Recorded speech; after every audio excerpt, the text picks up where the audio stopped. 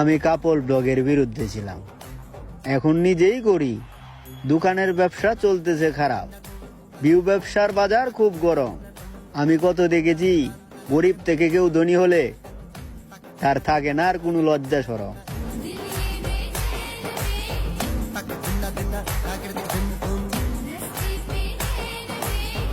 বন্ধু আশিকে তার বউর বয়স নিয়ে 4-5টা ভিডিও বানাইছে, তার জন্য আপনারা তারে বউ ব্যবসায়িক বলতাছেন।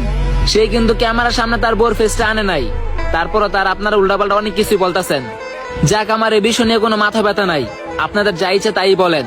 কিন্তু আমার কথা হলো, এখন যে সমালোচনাটা করতেছেন কাপল ব্লগ নিয়ে, এই সমালোচনাটা যদি আর আগে করতেন, এরকম রোজ যদি করতেন আর আগে সবাই নিয়ে, তাহলে আর কাপল ব্লগারদের জন্ম হয় না।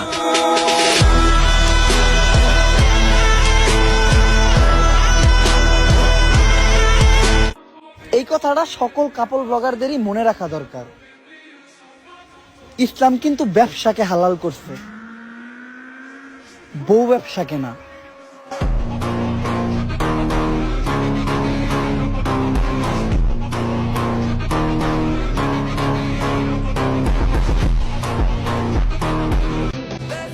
আমি কারো নামে খারাপ বা ভালো কোনো মন্তব্যই করতে চাই না।